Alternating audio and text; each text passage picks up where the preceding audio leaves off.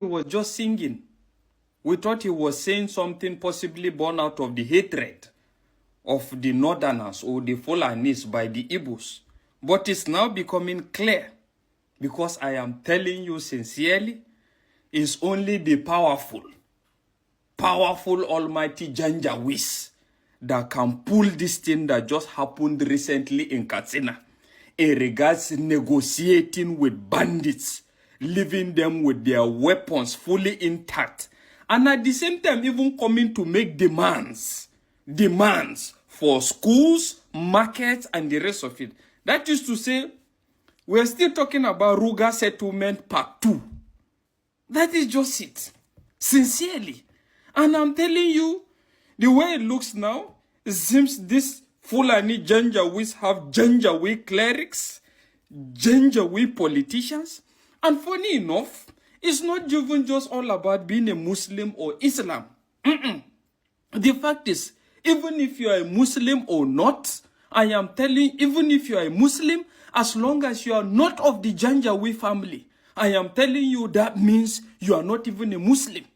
Because the way it looks now, the Janjaweed family actually is all about the radical explanation or definition of Islam, the way they understand it. I am telling you. And that is why they are able to render havoc on even Muslims themselves.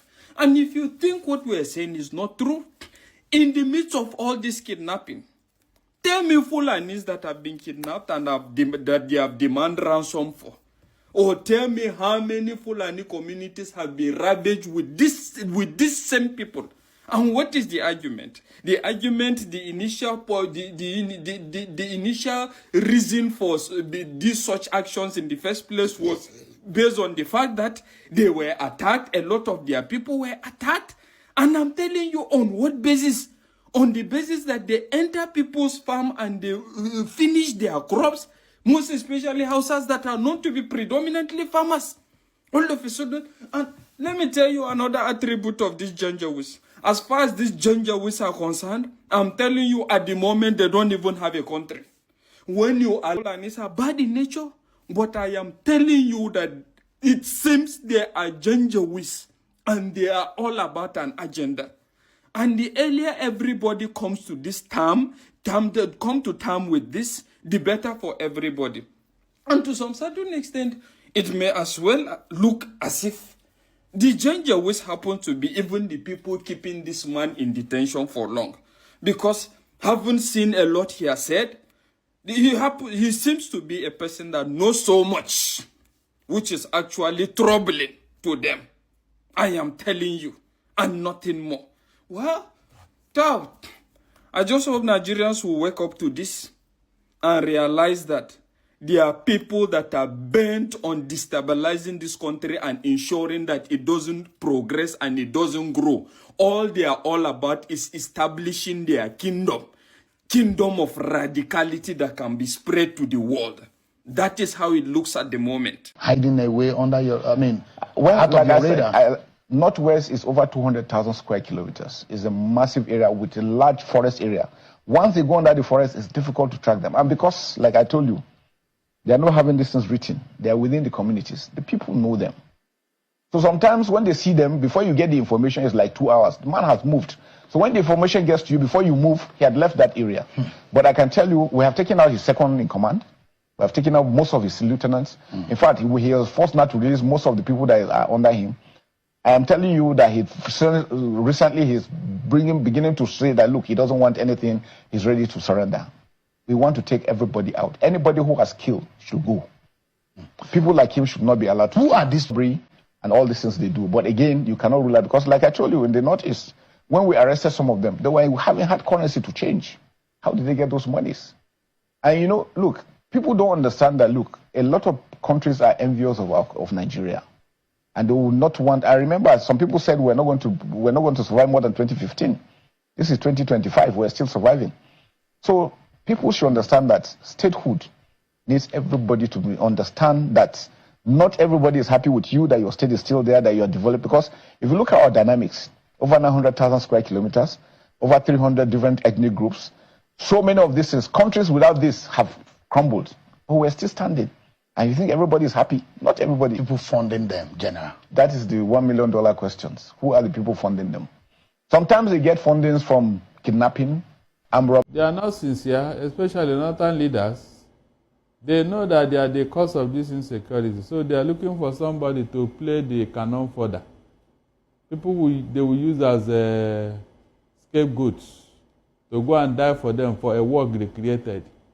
Since it is their children and their youth that are the cause of this war, let them sort it out. Is it war insecurity? Okay, it's a war on terrorism. It's war. It's war. In fact, it's more than a war. So since they know the source and the promoters, let them sort it out. You don't ask me to bring my children to go and die for your war. That is the real reason why the Southerners or the Igbos are not keen. All right, Barrister. Especially in this period where there is terrorism is very high. In the northern part and of the country. And as a matter of fact, they won't even allow them to do the job. When you are attacking them, you are attacking these terrorists and killing them, you become a target, you become an enemy.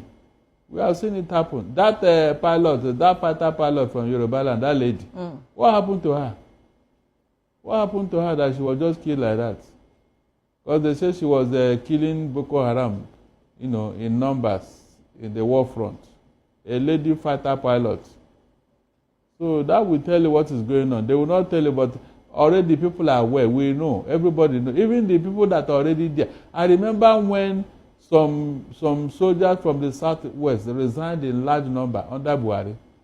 They left the military in large number because of what they were, doing there. So it will be difficult to, not just the Igbos, I'm sure the southwest too. They are not very keen in joining the military. I think the federal government could do more in the north central region, especially Plateau and Benue State. I don't think they will do more than they have done already because they are complicit in this matter. The federal government? Yes. Benue was the first state that created a vigilante outfit, during the time of Buhari. They were the first. It was legislated. The state assembly gave them a backing by establishing them under the law of Benue State. But what happened? The first IG of police under Buhari, Idris, he came and disbanded them and collected all their guns and it was working for the state then. They were able to curb the attacks because of the achievement they made. The people involved, they did not like it. They went to go and disarm them. And immediately these terrorists who claim to be farmers or headers now came and started dealing with the Benue people. So it will be difficult because the federal government have refused over the years to give these people, they talk to them in the language they will understand according to Buhari. So religious and ethnic sentiment is playing out here. As long as they are Fulani terrorists, they are free to carry gun and kill anybody, and nothing will happen. We have seen it over and over again. How come they will go to a particular area and kill everybody in that village? And I'm talking to you now, they are occupying villages in Plateau and Benue. Occupying villages after killing all the villagers, and some of them ran away. They now took over their own household. And the federal government is aware, yet they are not doing anything. Not even to go and ask them, what are you people doing here? So when you see all these things, what other evidence are you looking for? That the federal government is complicit in what is going on. Both under Buhari and under Tinubu. They are all complicit. Meanwhile, they swore to protect lives and property. To make matters worse, these are foreign terrorists in Nigeria. Foreign. They are not from Nigeria. They came from outside here to kill Nigerians and take over their homes. And you are telling me that people should join the army, Abi? Keremi, who rules in the Zurumi area of Zamfara State, is by far more dangerous and kills far more people than Bello Turji. But because Bello Turji lately has been shooting videos trying to talk like Shekau used to do and all that, and intimidating soldiers. We have then come to see him as the bandits that we need to take out. There are more than 30 bandit leaders. There is Ado Halero and his brother who control the Safe area of Zamfara. Safe shares boundary with Kaduna State. All of the terrible things happening in that area is Ado Halero and his brother who are behind this. They stop people on the highway, they kidnap people, even the road project that is going on, the Funtua road project, they are constantly picking people up. There are other bandits more dangerous than Bello Tuji. This is the fact. The people, the security people know, they know I'm saying the truth. Dankremi has killed far more people. But we keep talking about Bello Tuji, and at the end you do not even see the results. If you take out Bello Tuji, the man who used to be the biggest bandit in Nigeria, he was taken out by Dogo Gide inside Dansadao forest. That's Buhari Ndaji. Buhari Ndaji, if you see a picture of the former governor of Katsina State,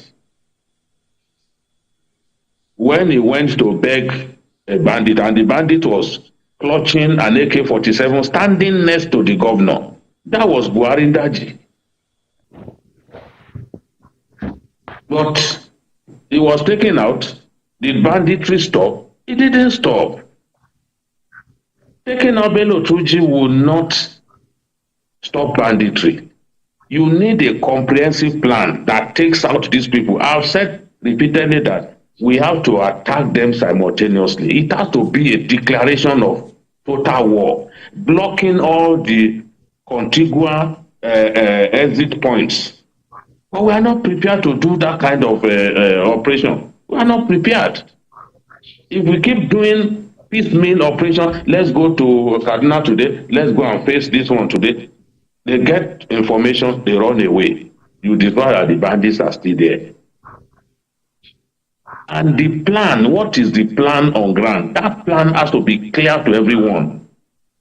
When the plan is clear, even the citizens, they will back the security agencies.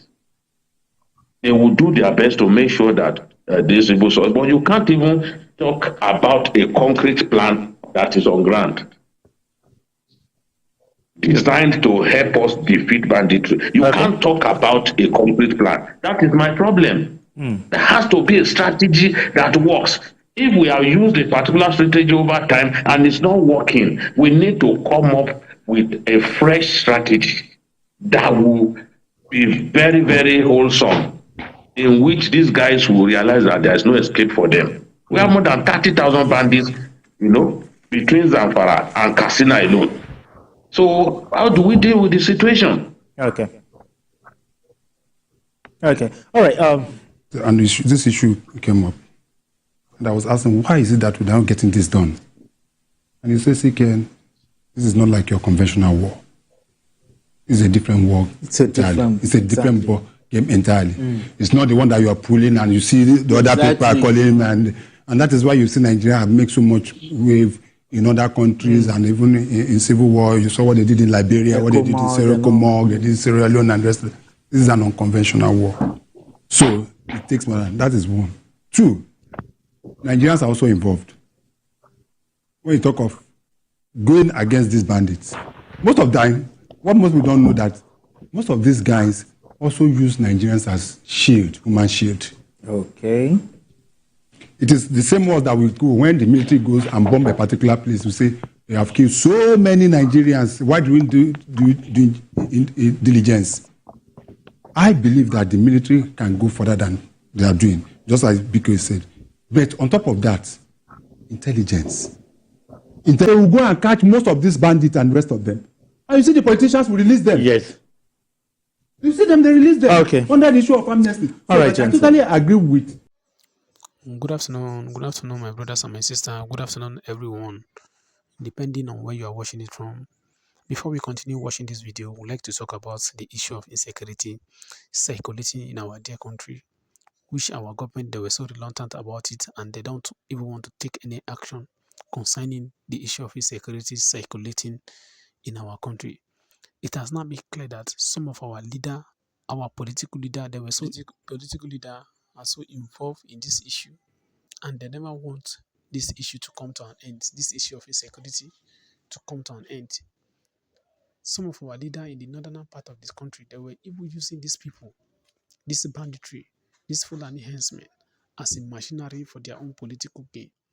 Imagine information is being circulating around that some of our leaders in the northern part of this country are even negotiating with this banditry, and the government of this country are so reluctant about this thing, and they never want to do anything. They never want to take any actions about this issue. Make una watch this video now. Make una see wetin dey happen for inside this video. Make una see the way Fulani henchmen they operate. Make una see the way that they destroy property, killing people in this video. And if today be the first time when they come across this channel, I beg, don't forget to like, share, and subscribe so that whenever we drop another Ubunga video, I ain't gonna be the first person we go see am more.